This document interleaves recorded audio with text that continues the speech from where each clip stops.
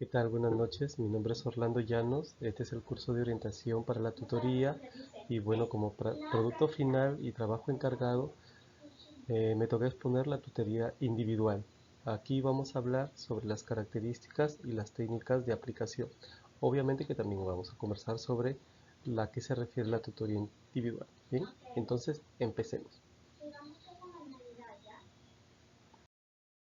Tenemos que la tutoría individual es un espacio de diálogo y encuentro entre el tutor y el estudiante. Acá tengamos claro que el tutor puede ser cualquier docente de cualquier área, pero por encargatura y por dirección se le ha asignado a un grado y a una sección, ¿no? El tutor. Y el estudiante obviamente es el alumno o la persona o el adolescente o el niño, el infante, a quien nosotros vamos a dedicarle el tiempo pertinente. Así es. ¿Qué es lo que pasa con la tutoría individual?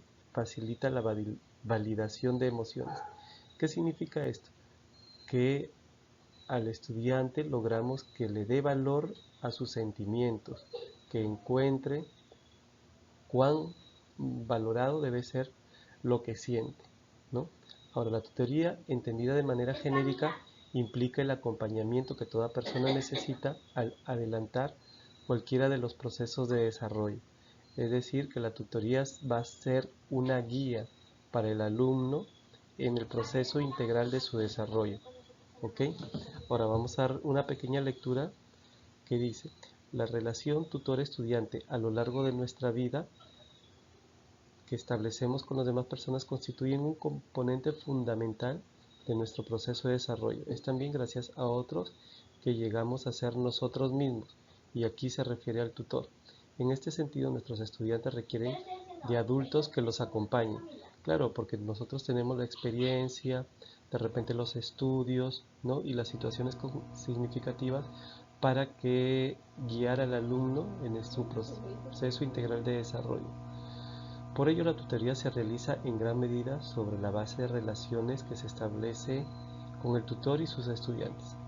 El aspecto relacional por excelencia el que otorga su cualidad formativa, ¿no? Eso es principalmente lo que es la tutoría. También estoy alcanzando un PDF en donde también tenemos algunos autores que conversan desde mucho más antes de la tutoría, ¿no? Por ejemplo, Doherty en el 2002, incluso más atrás, Córdoba en el 98, en donde relaciona o se genera el término tutoría de término genérico tutela, ¿no? Aquel tutor, aquel guía, aquel facilitador. Bien, entonces continuamos. Vamos a conversar sobre las áreas que tiene a cargo la tutoría.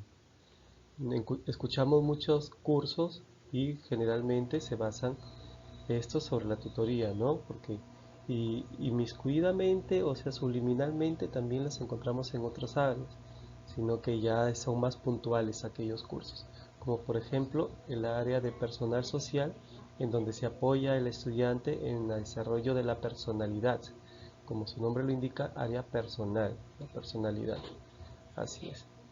En el área académica, que esto ya es lo integral, ¿no? Especialmente con el tema cognitivo, con los conocimientos.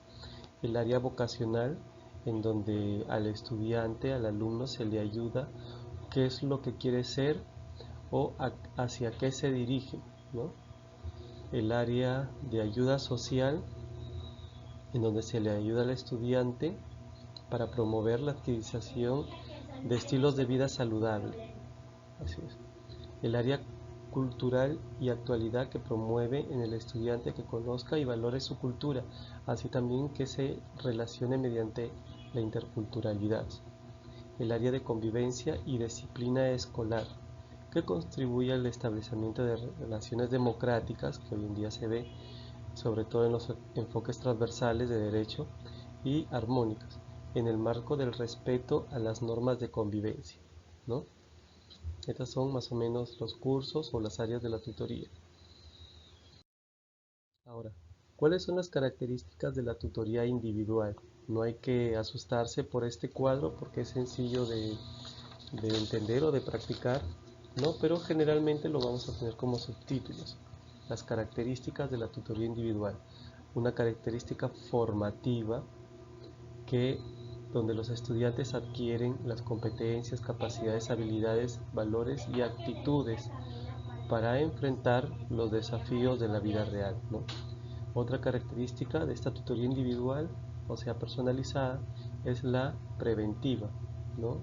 En donde se le prevé al alumno con ciertas situaciones para que ya esté presto ante lo que le suscite. Permanente, que permite manejar las situaciones, es un proceso de desarrollo durante todo su recorrido educativo. Siempre el alumno va a tener un tutor, siempre va a tener la tutoría. Otra característica que es la personalizada. Obviamente, como estamos hablando de tutoría individual, aquí es donde se ve lo personalizado, ¿no? Que es particular para cada uno. Se generaliza las entrevistas, la observación, se generaliza algunos tests, pero de allí nace ya lo personalizado para cada alumno. Lo integral de todo lo que también esto va ya con lo formativo, con lo primero. Inclusiva, ojo, hay que tener en claro de que este término, si bien es cierto que es para aquellos alumnos con necesidades cognitivas o con necesidades de sus capacidades diferentes, quiere decir que no se le debe excluir de ningún proceso formativo. A eso se refiere cuando decimos inclusivo, ¿no? La recuperadora. En el caso de estudiantes con dificultades, es que la tutoría le da un soporte para que nuevamente se adapte o se adecue a la clase, al grupo. Y la no terapéutica, ¿no? Que le vamos a dar lectura. La función tutorial no es reemplazada a la de un psicólogo o psicoterapeuta, sino la de ser un primer soporte y apoyo dentro de la institución educativa, ¿no? A eso se refiere con la terapéutica, más que todo la psicoterapéutica. Bien, entonces continuamos y hemos visto algunos conceptos, definiciones, las características. Ahora vamos con la aplicación de algunas técnicas de la tutoría individual.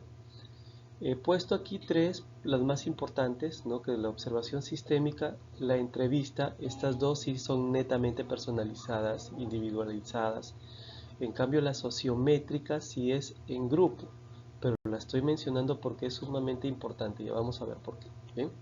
Entonces empezamos con esta primera aplicación de técnica.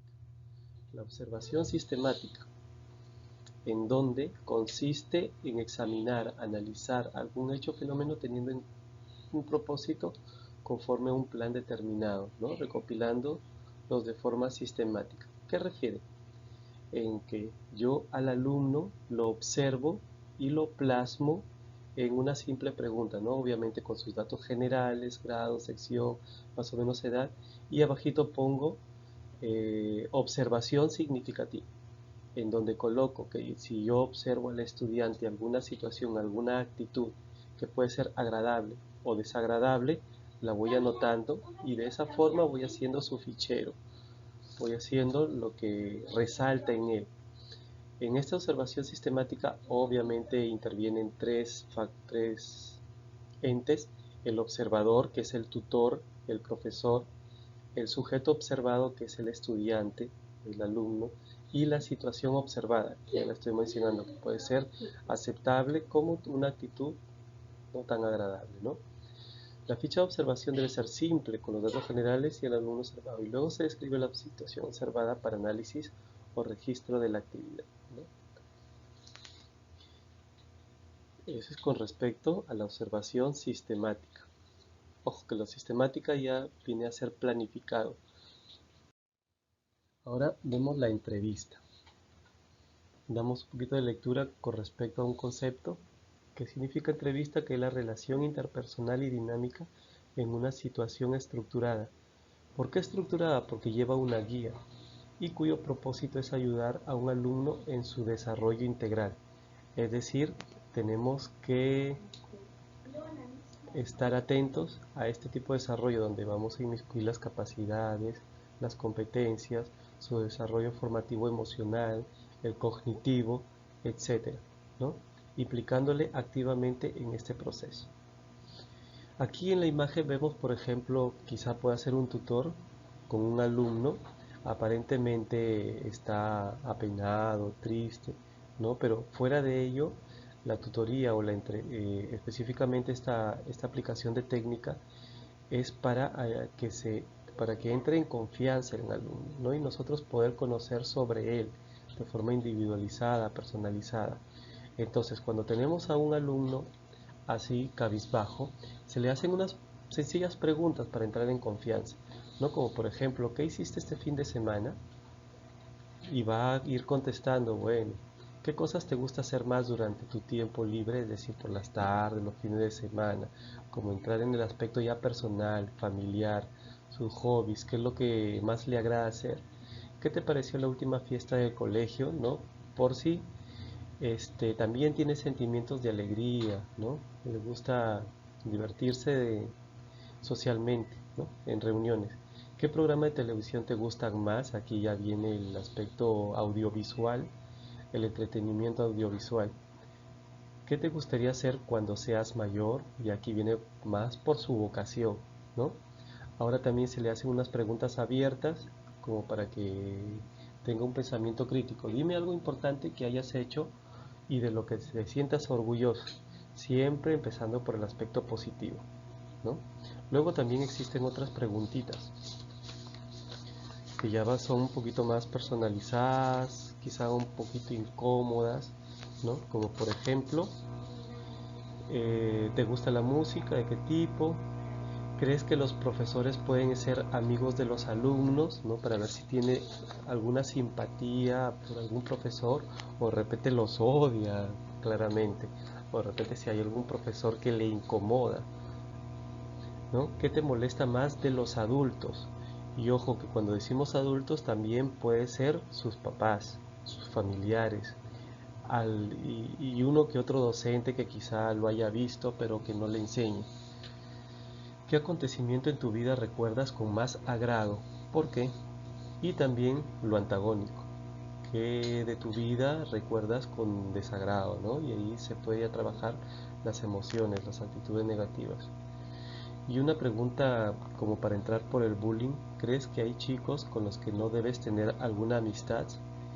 Y esa pregunta también nos va a ayudar quizá en otra entrevista al alumno que no le agrade, ¿no? Podemos trabajar ahí sobre ello. Bien, esta es la entrevista, un instrumento, una técnica bastante importante para conocer al alumno de forma individual, personalizada. Y como mencioné, esta técnica sociométrica, como su nombre lo dice, socio, que es social, y métrica porque es sistematizada, graduada, tiene una planificación, ¿no? Dice, el sociograma es un método empleado para conocer la estructura básica interrelacional de un grupo a través de respuestas de sus componentes sobre sus propias atracciones y rechazos.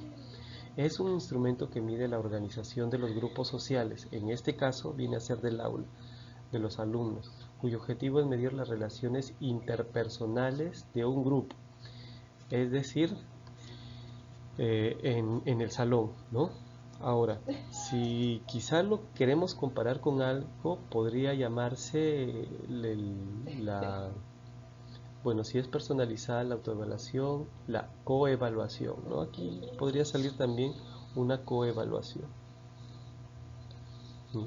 Entonces, por qué es importante o utilizarla esta técnica sociométrica? ¿Por qué es importante? Porque analizo el grado de cohesión entre los elementos del grupo, es decir, cuánta afinidad tienen entre ellos. Detectar problemas de inadaptación social. Quizá en el grupo haya alguien que no se adapte o que genere una incomodidad, por no decir que haga bullying, ¿no? Y ahí se detecta también con esta técnica. Dice, determinar la influencia entre algunos factores. De repente puede ser el sexo, para un colegio mixto entre damas, varones. No nos juntamos con las mujeres, con los varones, no se puede dar el caso, ya lo estamos encontrando con esta técnica sociométrica. De repente comportamientos, ¿no? Hay algunos deportistas, los otros que no son deportistas y es por eso que el salón se desagrupa, también se puede detectar mediante estos tests. ¿Sí? Acá entonces podemos encontrar obviamente con las posiciones según esta aplicación de técnica sociométrica, ¿no? Siempre va a haber un líder, o de repente vamos a encontrar varios líderes, perdón. Una eminencia gris, que es el aislado, pero aún así tiene bastante pensamiento crítico. El aislado, aquel que se cohíbe, el marginado, el que se siente desolado, el rechazado parcial, al que lo molestan, ¿no? El rechazado total, únicamente que quiere participar y lo bloquean, ¿no? Aquel normal que son los alumnos que quizá no se meten con nadie, quizá el interés solo es ir al colegio para aprender, ¿no? El polémico, aquel bandido alegre se podría decir, y las parejas.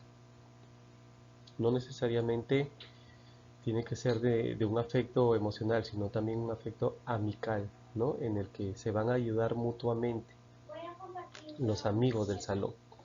Eso detecta esta técnica. Como por ejemplo, acá he puesto un ejemplo de práctica, ¿no? En donde a un grupo de 10 personas, se han dividido en 10 personas en donde se ha hecho este tipo de test para ver la afectividad que tiene el salón. Entonces, las instrucciones que se dio, que cada persona podía elegir en casa una pregunta, que podía elegir preguntas a dos personas, ¿no? No se puede elegir a él, el test debe ser realizado de forma individual, se debe contestar con sinceridad, recoger los datos de manera organizada, en la ponderación se puntúa de 2, con puntuaciones inclusive podemos dar, ¿no? Entonces, las preguntas claves para este test son: ¿a quién le contarías tus problemas? ¿No? Aquí vamos a ver en qué alumno se confía. ¿Con quién convivirías en una casa compartida? ¿No? Otra vez sobre la confianza, sobre la seguridad que le da la persona por estar con ella. ¿A quién le darías una sorpresa de cumpleaños? ¿No? Esta pregunta va por el tema afectivo. ¿Cuán importante cree que es para él? ¿No? ¿Con quién convivirías en una casa compartida? Ya este es un tema de que más de la amistad lo cree un hermano, parte de la familia, ¿no? ¿Con qué persona crees que trabajarías peor? Obviamente ya para detectar, aunque no lo crean, el enemigo, por así decirlo, ¿no? Bien, con esto culmino mi producto, mi evidencia acerca de la tutoría de forma individual, ¿no? Hemos visto sus características, unas pequeñas definiciones y la aplicación de técnicas. Repito, la observación, la entrevista y este tema sociométrico. Con esto concluye, mi nombre es Orlando Llanos